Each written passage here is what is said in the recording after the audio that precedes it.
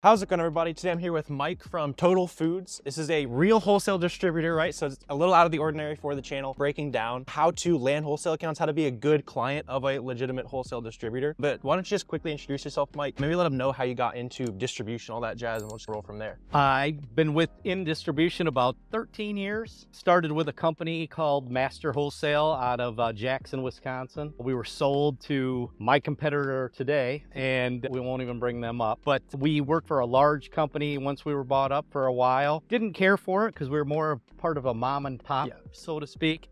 And so there was 3 of us that got together from the old company and said, hey, why don't we do this on our own? We found some investors, and here we are 3 years later. That's awesome. Yeah. So just making things work, like using that background knowledge you had, exploring it on your own. Yep. I think the thing that got us where we are so quickly is because we had such good relationships with old customers. If we wouldn't have had those relationships, we wouldn't have grown so fast. Awesome. Yeah, that's what wholesale's all about, right? It is. Sales is all about that. Yeah. So, Being a good person goes a long way most of the time. It makes you some good money, have some good fun along the way. Absolutely. Yeah, so I want to get into it. So I'm sure being on the distributor end, most people watching this, they're calling distributors, they're buying stuff online wherever they can get their hands on it. I just want to go through the process for people who are reaching out to you. Like, how many times a day are you guys getting reached out to? Like, we want to buy products from you. Like, how does someone stand out in that? Well, you know, the business has migrated to a lot of different businesses now. It always used to be just vending, and now we're starting to deal with different avenues. And one of the avenues that we've gotten into recently is folks that sell online. And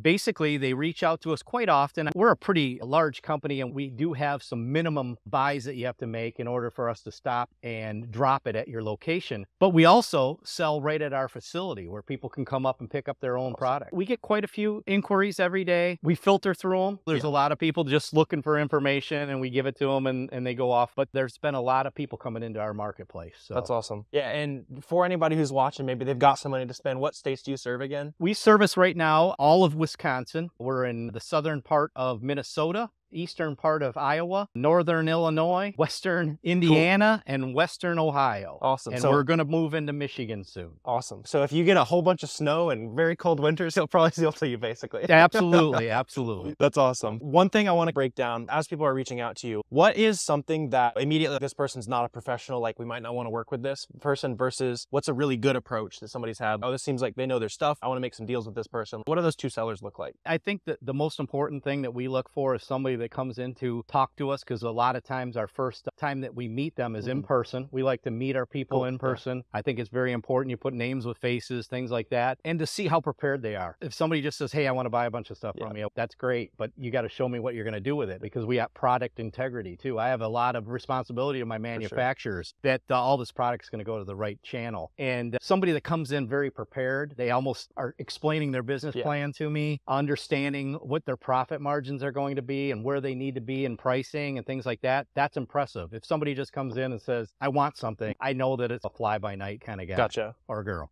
Yeah. So I see that all the time. Somebody will come up to me, they'll be like, I called 3 companies and I said, can I have a price sheet? And they're like, I didn't make any money. Of course you didn't. You're just a nobody. So when you say preparedness, I know you mentioned a couple things. Like, is there any specific, hey, I want to buy this product? Or what kind of specific things should they be doing that shows you that they're prepared? I would say, first of all, they should research it, because there's a lot of manufacturers out there that would love to see their products online even, but they also want to know about it. And you got to get their permission on some things. And I have to be very careful where I sell certain things. And I encourage everybody to do their homework. Get online, Google, check out these companies, contact the manufacturers and say, hey, this is my plan. I want to take your product and expand it all over the United States. If they say, hey, go ahead and do that, that's fine with us, then I feel more comfortable. That's how I guess I would go about it if I were them, to be very detailed planned out of what you're going to do. Cool. Yeah, I like that. And that's even a way that you can sometimes, like, you send an email to Dove, they're probably going to say, take a hike. We're not selling directly to you. Who are you? Correct. But they might say, hey, Mike down in Wisconsin, like, he's one of our registered distributors. And then they reach out to you and say, hey, I've already done the legwork. Sure. I already know which brands you might be able to sell and not to sell. Within that, is there any, like, funny stories of anyone who's reached out to you, just embarrassed themselves, like, just for the sake of the video here? Is there anything that comes out that pops out to mind? Yeah. I had a guy, he came to buy product from us,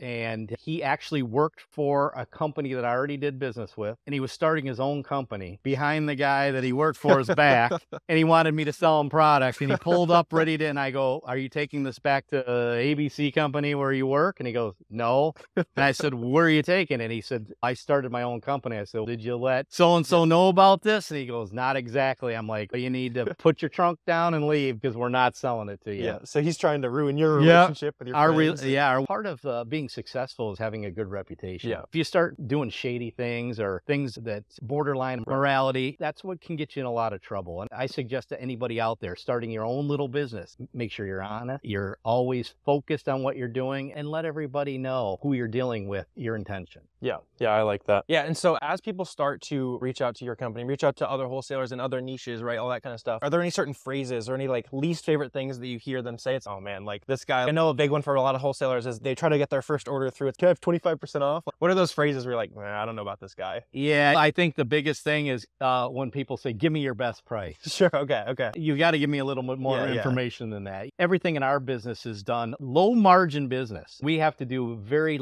large volume to make any money. For me to just say, give me your lowest price, for somebody to say that to me, I have to say, what are you going to do? Right. What is your projected sales? What are you planning on buying from me? Is it one case or 10,000? That makes a big difference. Sure, yeah. I guess that's the biggest thing that pops into my head that people want. I'm going to be big. I've got this huge project, and you find out they buy 5 cases. Exactly. Yeah, I mean, that touches on something else that's a really big topic, especially for most people who are watching. They're trying to buy inventory as cheap as possible, right? We're all trying to make money. I like that about distribution is you can be a little bit more transparent. Okay, I got to make this. I got to make this. Like, right. What is some things where it is okay to ask for a discount in your mind? Is there like buying more product? I'm going to do this for you. I think it's, if you've got it, like I say, go back to the plan. I got this plan. I think I'm going to sell 400 cases of this over so many months or whatever. Say, this is my focus. And then you come to a person like me, and we're going to help you work through that. We're going to help you get to the price that you're looking for. Yeah. And you got to show me how you're going to do it. Just to say it is one thing, but to show me how you're going to do it is another, because I have to make some type of an investment in it too, because I'm going to be cutting my margins down. Right. So I guess that's the biggest thing, is just to come in with a plan. Cool. And tell me how you're going to do it and how many you're going to sell.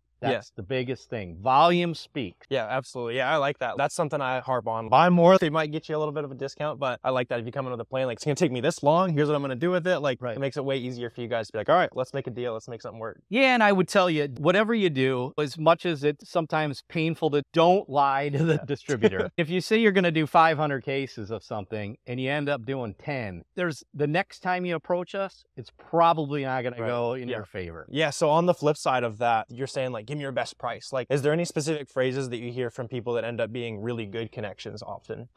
That's a good question. I guess the thing that impresses me the most is when they can give me some background about every company that they're hoping to sell the product, because it means they did their due diligence to find out where that product comes from, you know, what the target market is for it, that they got permission to sell it in certain areas. That's impressive, because if they did their homework and they're coming to me, it means they had a well thought out plan, not just, oh, I think I'll try ABC gum and throw it out there and see if anybody buys it. That's probably the thing, like, for a distributor, we get excited when somebody has that marketing plan that they say, hey, we think we're going to go through this, because we have to make an investment. We have to buy the product, bring it in, store it. And we have no problems even bringing in products for a seller that we don't typically sell to our other customers. We have no problems doing that. We just want to make sure there's some commitment on that buyer's part. They're not going to leave us hanging with it. You can't have that floating around the warehouse. No, because what you don't sell, I have to. And if I don't, I'm the one that you take the loss at that point. The loss on it. Yep. That's awesome. Yeah. And so one other thing I want to touch on, what is something you mentioned a little bit, like, come bring me a plan, like that kind of thing. As far as maybe sales reps at other wholesale companies working with you guys, what is something that a buyer can do to make that sales rep, the owner of the distribution company, what can those buyers do to make those people look really good? I'll tell you one thing that really helps, and it's a little bit off here, but is to contact us. Find out what product you're going to be using, and we'll get you the name of a broker. Brokers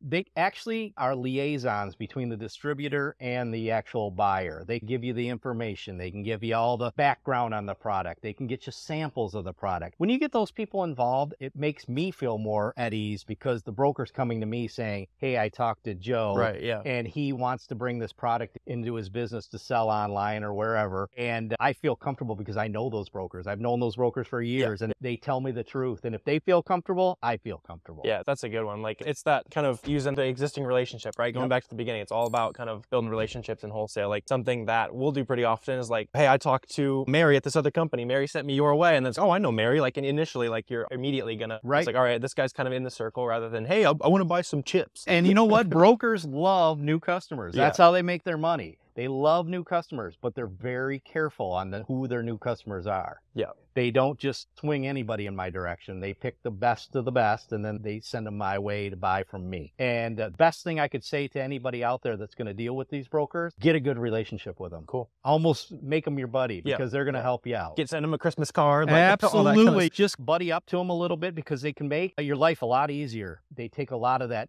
homework on your plate off your plate, because they'll tell you exactly what you want to know. They're experts with their products. Yeah, that's awesome. Yeah, so just to wrap us up here, like, for someone who's thinking about starting an online business, right? Like, who do you think distribution, doing Amazon wholesale, like all that kind of stuff, who do you think that's good for? Or do you think it's maybe not the right kind of personality fit for? I'll tell you, if you're not looking to work a lot of long hours and be told no quite a few times, then it's not for you. You got to be persistent. Persistence is what it takes in this business, because there's a lot of people doing it. You just have to be the best of that group of people. And if you're not willing to put 110% into it, you really shouldn't get into it, because it's a lot of work, but it can pay off very well for you in the future. And the same with me. I look for the clients that I know are going to be a long-term success to me, and the little fly-by-nights that come in and want to buy $100 here and $100 here. Yeah, we'll let them come in and buy a few things, but nobody that we would focus on and help, because you want everybody's help when you're in this business. Yeah, for sure. Yeah, so really appreciate you for hopping on the channel here, sharing some value. Go use this when you're talking to wholesalers. Go be like a productive client for your distribution companies you're trying to work with. Let us know down below if you have any questions, comments, anything like that. Always happy to answer those. Also, subscribe if you want to help out with the algorithm. But I really appreciate you guys watching this video, and I will see you next time. Thank you.